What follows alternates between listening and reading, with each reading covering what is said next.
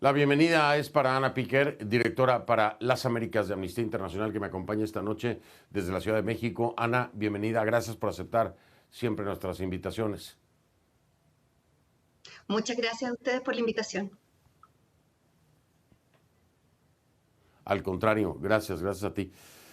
Ana, es tan difícil hablar de este tema desde la perspectiva de un hondureño de a pie que hoy puede ingresar a territorios que antes estaban tomados por las maras, que hoy puede trabajar sin que le cobren un derecho de piso, sin que le amenacen las pandillas para llevarse una cuota, perdón, salvadoreñas, para llevarse una cuota de sus ganancias, para dejarles trabajar. La realidad en El Salvador cambió para una amplia mayoría. Y cuando traemos el tema de los derechos humanos, esa amplia mayoría choca y rechaza lo que hoy podemos hablar, lo que ustedes hoy documentan. ¿Cómo lograr hacer llegar el mensaje de lo que está ocurriendo hacia el interior de El Salvador, en donde ven en una amplia mayoría lo contrario de lo que hablemos hoy? Primero decir que es fundamental partir de que en ningún caso desde Amnistía Internacional, ni creo que de ninguna organización de derechos humanos en que hemos levantado críticas a lo que ha hecho el gobierno del presidente Bukele, de ninguna forma estamos minimizando la gravedad de la violencia pandilleril que existía en El Salvador, ni estamos minimizando el sufrimiento que eso causaba en la población salvadoreña. Creo que entendemos que una situación de violencia de esa gravedad puede requerir la adopción de medidas extraordinarias para afrontar problemas extraordinarios. El problema que nosotros vemos desde la perspectiva de Amnistía Internacional es que eso se ha llevado hacia una narrativa de que cualquier solución requiere que las personas tengan que elegir entre derechos, que para poder tener seguridad tienen que aceptar, por ejemplo, que exista el riesgo que a uno de sus familiares se lo lleven preso injustificadamente, o tienen que aceptar que haya personas inocentes presas masivamente como una especie de mal necesario para afrontar la violencia, que tienen que aceptar que dentro de las cárceles estén muriendo cientos de personas y esté cometiéndose tortura, que tengan que aceptar que el gobierno está cooptando los diferentes poderes del Estado y concentrando el poder bajo la excusa de necesitar mayor gobernabilidad, dañando así el Estado de Derecho hacia el futuro. Y por último, decir que también lo que vemos y lo analizamos en el informe que lanzamos en diciembre del año pasado, en que hicimos un análisis muy completo de las diferentes violaciones de derechos humanos que identificamos en El Salvador, es que esta nueva violencia estatal, las detenciones arbitrarias, el encarcelamiento injustificado, la tortura o malos tratos en custodia, están afectando a las mismas personas que antes eran las más afectadas por la violencia, que son las personas más pobres, de menores ingresos, en los mismos territorios, en los mismos barrios donde antes crimen, ahora es donde hay más personas detenidas y por tanto también más personas inocentes detenidas. Entonces las víctimas están siendo en definitiva las mismas. Estaríamos hablando de una revictimización, ¿lo definirías así? En muchas ocasiones es el caso. Nosotras, de hecho, como parte del informe entrevistamos a familias de personas que están hoy día privadas de libertad y que relataban algo en esa línea, de que antes vivían bajo el temor de las pandillas, pero ahora tienen a su familiar detenido, muchas veces no saben qué es de él, no lo pueden visitar, está recibiendo malos tratos en la cárcel. Algunas de estas familias, esta persona era su fuente de ingresos, deja a la familia precarizada. Entonces, para muchas personas ha sido una revictimización, solo que ahora quien les victimiza ya no son las pandillas, sino que es el propio Estado. Claro, aquí hay un tema que, bueno, ustedes lo han padecido constantemente, bueno, nosotros también, bueno, yo también, ¿no? Cada vez que hablamos de este tema con Bukele, esta reacción virulenta, visceral por parte de muchos salvadoreños, en donde sienten que se está atacando a Bukele. Y yo ponía un ejemplo hoy en nuestra junta editorial. A ver, el resultado en términos de violencia es exitoso, lo es, no se puede negar. El problema es la forma en cómo se llega ahí. Y quiero preguntarte si ustedes lo ven igual. Es decir, sí hay un beneficio masivo en términos de seguridad. Como se llegó ahí es el problema. Como se está trabajando para sostenerlo, como se está trabajando para llegar hasta ese punto, es el problema. Ahí es donde el proceso está equivocado. ¿Sería una explicación lógica para ti, Ana? Parcialmente, justamente hoy día lo conversábamos con colegas de cómo también esa cifra de muchas veces que están celebrando 0 homicidios, también es una cifra que merece ciertos cuestionamientos. Por una parte, por una falta de transparencia en la información, pero por otro lado, por ejemplo, de acuerdo a información que ha podido levantar Sociedad Civil Salvadoreña, El Salvador es de los países de América Latina que tiene un mayor número de feminicidios. O sea, no es verdad que no están matando gente, lo que pasa es que no están contando cierto tipo de homicidios, pero no necesariamente se está mirando en su completitud el problema de la violencia en El Salvador. Entonces, por ejemplo, organizaciones de derechos de las mujeres están levantando ya el tema de que no hay una perspectiva de género o no hay una mirada más específica a otras formas de violencia que no se están atendiendo en lo absoluto, ni tampoco se están atendiendo las causas raíz que originaron la violencia en su momento. Entonces, en parte puede ser como dices, pero también hay otros matices que es relevante mirar porque se está resolviendo de una manera parcial. Y no necesariamente se está resolviendo de una manera sostenible.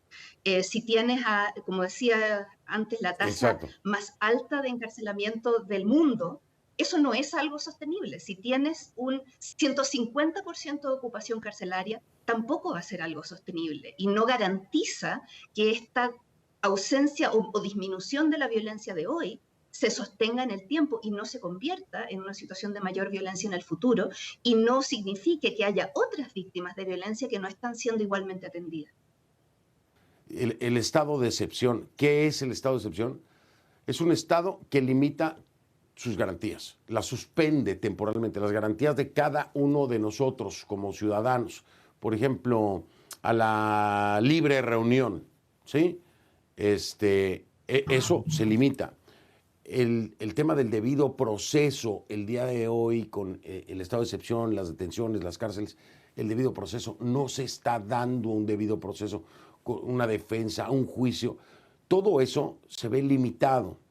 Ahora, han querido cambiar su seguridad por todo eso, en parte es lo que plantea, ¿no? Amnistía Internacional dice no puede ser un éxito reducir la violencia pandilleril sustituyéndola por violencia estatal.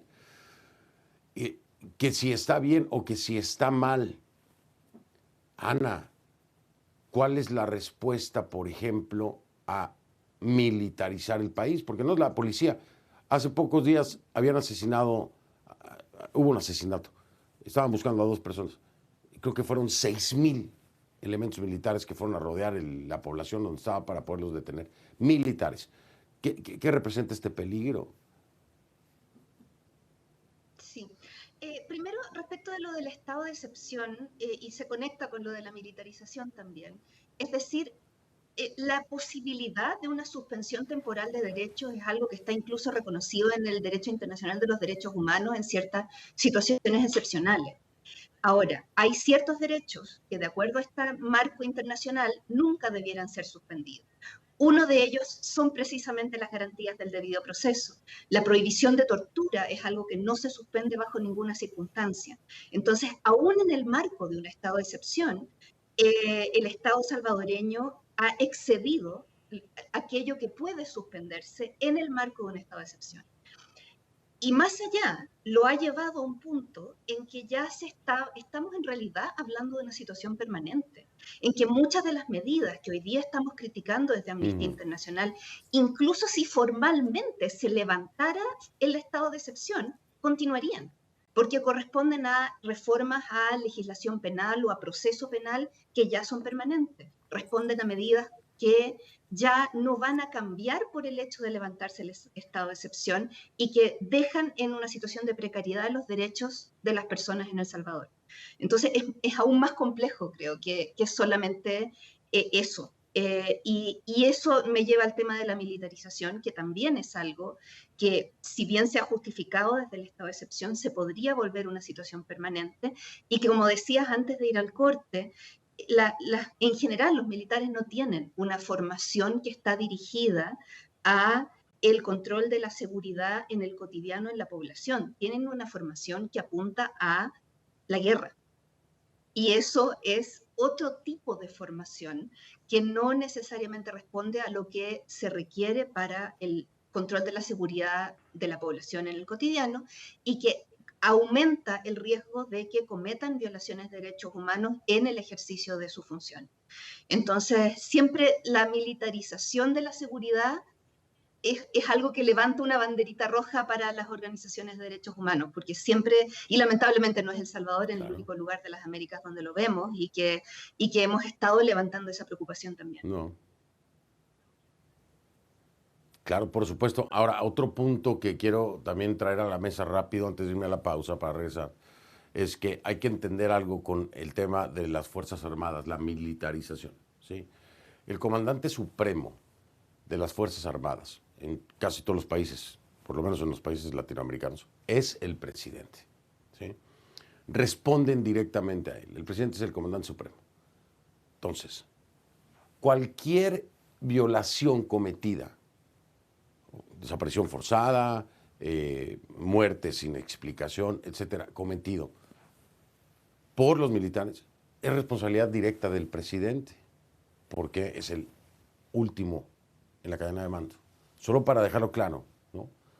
Porque no es el proceder de las Fuerzas Armadas, responde directamente al comandante supremo, en este caso, el presidente Bukele. Interesante, estoy en el último segmento. Estoy leyendo esto que rescata el informe de Amnistía Internacional cuando en 2018 decía Nayib Bukele: nosotros vamos a trabajar primero en la prevención, vamos a entrar con arte, con cultura, con deporte, con educación, con becas y la reinserción. Vamos a mejorar las condiciones del sistema carcelario para que no sean infrahumanas. Y yo le pregunto a Amnistía Internacional, ¿cómo califican las condiciones carcelarias en este momento, mi querida Ana? Lamentablemente nada de eso que anunció el presidente Bukele en su momento lo hemos visto en la realidad. Renunció por completo a este enfoque integral del que él hablaba de atender de alguna forma las causas raíz de la violencia y de abordar la prevención por un modelo completamente punitivo, y en que las condiciones carcelarias, que de lo que hemos podido documentar, no son en lo absoluto humanas, como él indica. Es más, él mismo, desde sus propias comunicaciones oficiales, se ha vanagloriado del trato que le están dando a las personas que están presas y que uno lo puede ver públicamente, lo indigno que es la forma en que se les está tratando. Entonces, en eso, de alguna forma, dio un giro completo en cuanto a ese discurso inicial pro derechos humanos y renunció completamente a la posibilidad de hacer eso y está adoptando, como digo, un enfoque punitivo y que ya no es excepcional, que está tomando el carácter de permanente. Aquí viene la pregunta del millón, Ana. ¿Puede aún el presidente Bukele, y digo, ya bajo este, no concepto, bajo estos resultados, puede todavía ajustar el proceso sin perder los resultados que hoy lo ponen en la cima de la popularidad? ¿Hay forma de corregirlo? Pues hay formas, sin duda. Uno puede pensar en empezar, por ejemplo, con asegurarle juicios justos a todas las personas que están hoy día presas, muchas de las cuales ni siquiera han tenido juicio.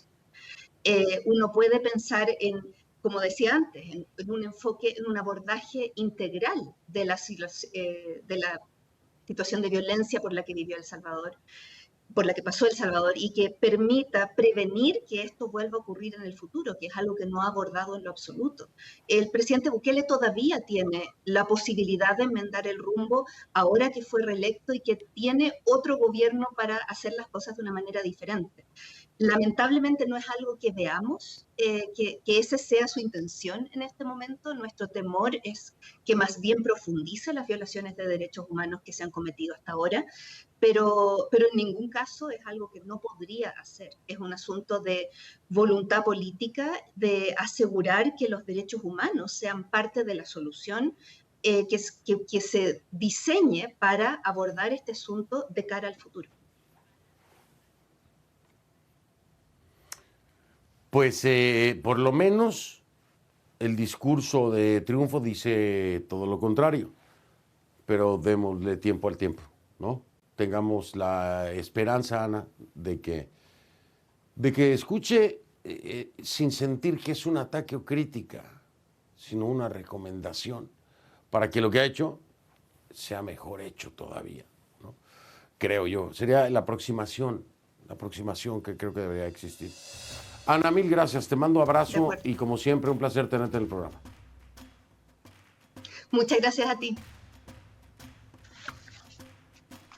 Hasta luego. Ana Piquer, directora para las Américas de Amnistía Internacional. Hago pausa, ya vengo.